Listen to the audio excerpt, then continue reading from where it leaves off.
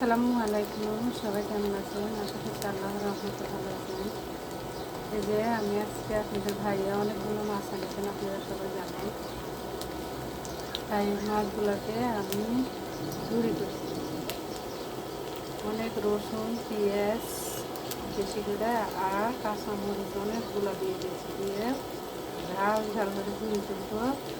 এটা আমার জন্যে আর আপনাদের ভাইয়ার জন্য রান্না করি। আমার জন্য মাছের ঝুরি করছি আর আপনাদের ভাইয়াদের জন্য এই যে সামনের ডাঁটা দিয়ে মাছ দিয়ে রান্না করেছি।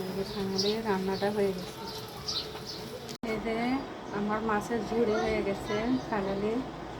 আর ছোটোবেলা আমরা যখন পুকুরে বীজ দিতাম তখন আমরা মাছ ধরতাম, ধরে আমার আম্মা এরকম করে মাছের ঝুড়ি করে দিত। আসলে সেই দিনগুলো কোথায় গেল, সেই ছোটোবেলার দিনগুলো অনেক মিস করি। ছোটোবেলার দিনগুলো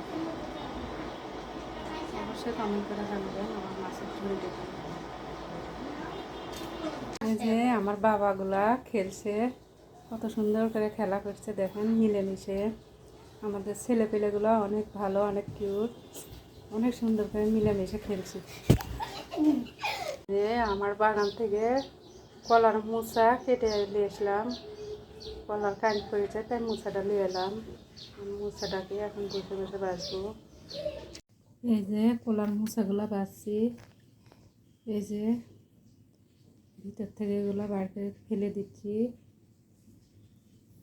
বসে বসে এগুলো বাছতেছি, এগুলো সব বাছছি। আর এই যে বাছাগুলো আলাদা করে রাখছি।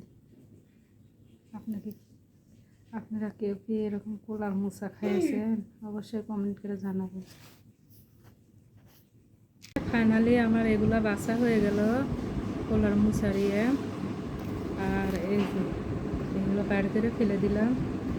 আর এগুলো কালকে আমি রান্না করবো, অবশ্যই আপনাদের সাথে শেয়ার করবো।